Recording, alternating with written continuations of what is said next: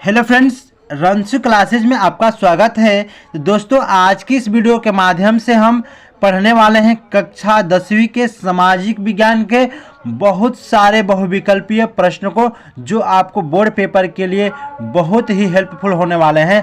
तो दोस्तों, यदि आप मेरे चैनल पर नए हैं तो मेरे चैनल को सब्सक्राइब कर दीजिए और एक लाइक कर दीजिएगा, ठीक है। अब हम शुरू करते हैं आपके प्रश्न को। देखिए, तो प्रश्न है, भारत का सबसे लंबा राष्ट्रीय राजमार्ग एनएच कौन सा है। देखिए, जो हम बताना कि भारत का सबसे लंबा राष्ट्रीय राजमार्ग एनएच कौन सा है।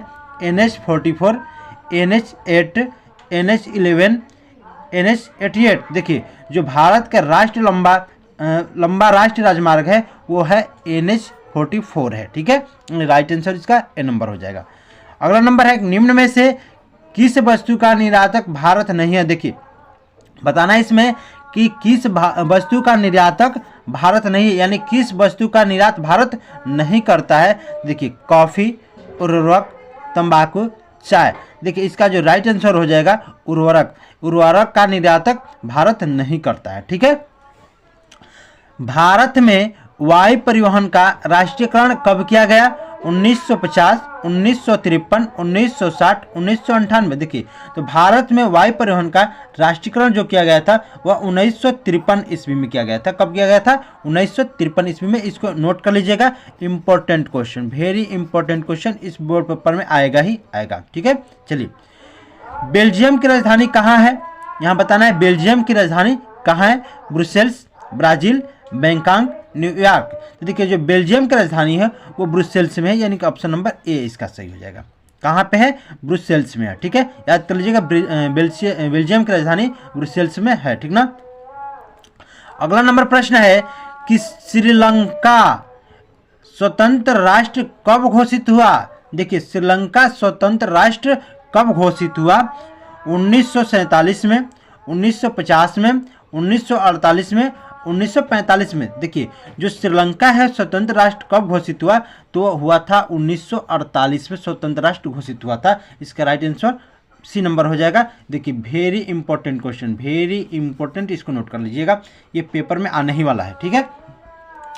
श्रीलंका में निम्न में से कौन सा बहुसंख्यक वर्ग है। देखिए, श्रीलंका में निम्न में से कौन सा बहुसंख्यक वर्ग है। तमिल, ईसाई, सिन्हली, मुस्लिम। देखिए, इसका जो राइट आंसर हो जाएगा सिन्हली हो जाएगा। क्या हो जाएगा? सिन्हली हो जाएगा, और विकल्प संख्या सी सही हो जाएगा इसका, ठीक है। चलिए, आगे है, भारत में केंद्र शासित राज्यों की संख्या कितनी है। देखिए, भारत में केंद्र शासित कौन सा केंद्र शासित राज्यों को बताना है कि संख्या उसकी कितनी है। 9, 7, 8, 10। तो भाई, आप लोगों को पता होगा कि भारत में केंद्र शासित राज्यों की संख्या कितनी है। जरा एक बार आप लोग कमेंट कर दीजिए कि कितनी है संख्या, फिर हम इसका उत्तर बता रहे हैं आपको, ठीक है। तब तक अगला प्रश्न देख लेते हैं।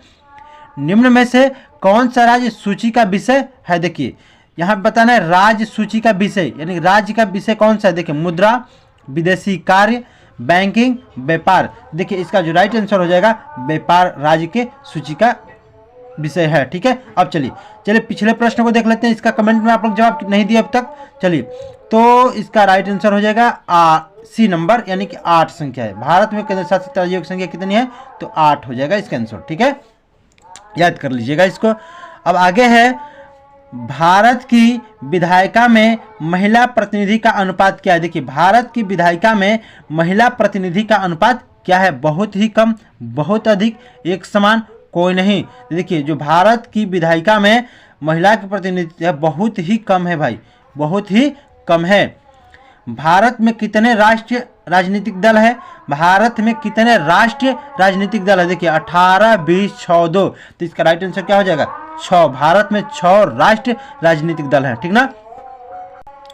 मैनचेस्टर के उद्योगपति अपने कपड़े का बंडलों के क्या लगाकर उन्हें बेचते। देखिए, मैनचेस्टर के उद्योगपति अपने कपड़ों के बंडलों पर क्या लगाकर उन्हें बेचते थे। स्टिकर, चीट, लेबल, कोई गिफ्ट। देखिए, जो मैनचेस्टर के उद्योगपति थे वो जब अपने कपड़ों को बेचते थे तो उस पर अपना लेबल लगा के बेच देते थे, ठीक है। क्या लगाते थे? लेबल।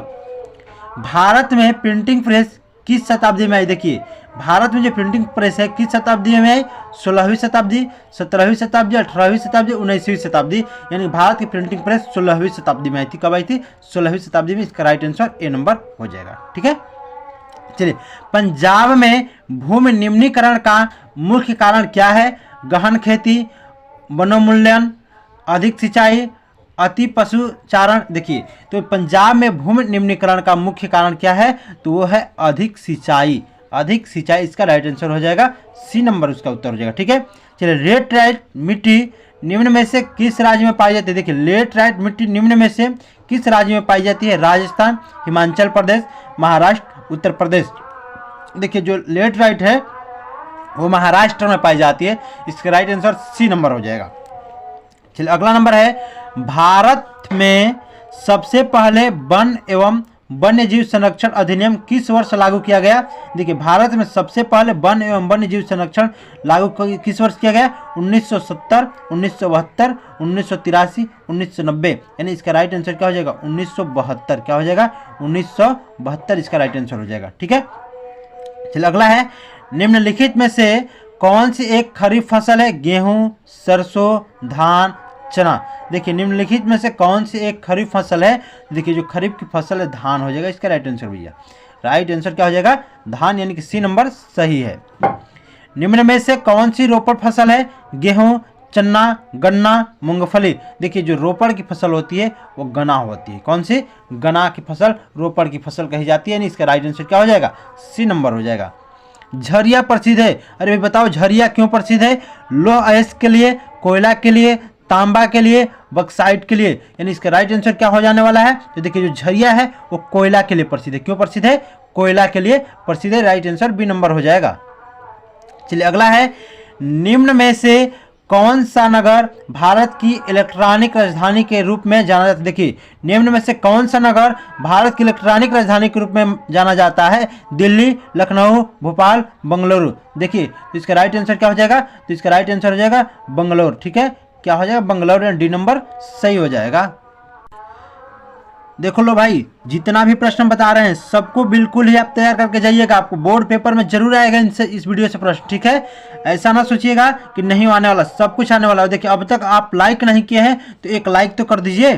चलिए अगला है प्रश्न कि जर्मनी को किस वर्ष एक स्वतंत्र राज्य घोषित किया गया? देखिए जर्मनी को किस वर्ष एक स्वतंत्र राज्य घोषित किया गया? 1871, 1872, 1876, 1880। तो भैया इसका राइट आंसर क्या हो जाएगा? यानी सही जवाब क्या हो जाएगा? तो 1871 हो जाएगा इसका सही उत्तर। यानी कि जर्मनी को 1871 में स्वतंत्र राज्य घोषित किया गया। ठीक है, देखिए नेपोलियन की पराजय कब हुई? देखिए नेपोलियन की पराजय कब हुई? अरे भैया तो नेपोलियन की पराजय 1815 में हुई थी ना। देखिए नेपोलियन की पराजय कब हुई थी? तो 1815 में हुई थी। इसका राइट आंसर क्या हो जाएगा? 1815। असहयोग आंदोलन का मुख्य कारण क्या था? रॉलेट एक्ट, प्रथम विश्व युद्ध, खिलाफत आंदोलन, द्वितीय विश्व युद्ध। देखिए इसका सही जवाब क्या हो जाएगा? तो असहयोग आंदोलन का मुख्य कारण क्या था? तो खिलाफत आंदोलन था। क्या था? खिलाफत आंदोलन। अब अगला है कि भारतीय राष्ट्रीय कांग्रेस की स्थापना कब हुई थी? देखिए भारतीय राष्ट्रीय कांग्रेस की स्थापना कब हुई थी? 1885 में, 1904 में, 1857 में, 1855 में। तो भैया इसका राइट आंसर यानी सही जवाब क्या हो जाएगा? 1885 में भारतीय राष्ट्रीय कांग्रेस की स्थापना हुई थी। अगला है, जलियांवाला बाग कांड में गोलियां किसने चलवाई? देखिए जलियांवाला बाग कांड में गोलियां किसने चलवाई?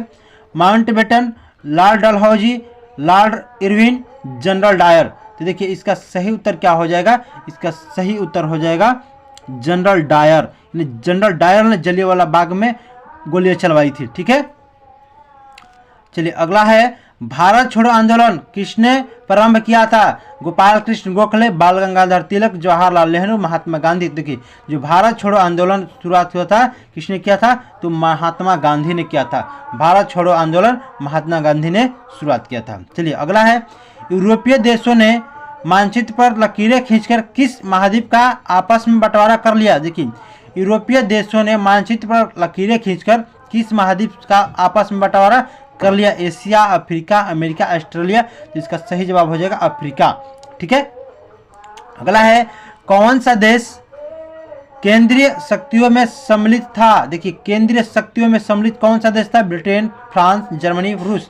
तो इसका सही उत्तर हो जाएगा जर्मनी जो था वो केंद्रीय शक्तियों में सम्मिलित था। ठीक है, चलिए अगला नंबर प्रश्न है कि जमीन को उपजाऊ बनाकर गेहूं व कपास की खेती हेतु कैनाल कॉलोनी कहाँ बसाई गई? देखिए जमीन को उपजाऊ बनाकर गेहूं व कपास की खेती हेतु कैनाल कॉलोनी कहाँ बसाई गई? गुजरात में, उत्तर प्रदेश में, पंजाब में, उड़ीसा में। तो देखिए इसका सही उत्तर हो जाएगा पंजाब में। कहाँ बसाई गई थी? पंजाब में। तो बच्चों हमारी वीडियो आपको कैसी लगी? यदि हमारी वीडियो आपको अच्छी लगी हो तो एक लाइक कर दीजिएगा, और अब तक चैनल को सब्सक्राइब नहीं किया है तो सब्सक्राइब कर लीजिएगा। मिलेंगे अगली वीडियो के साथ, तब तक के लिए जय हिंद, जय भारत।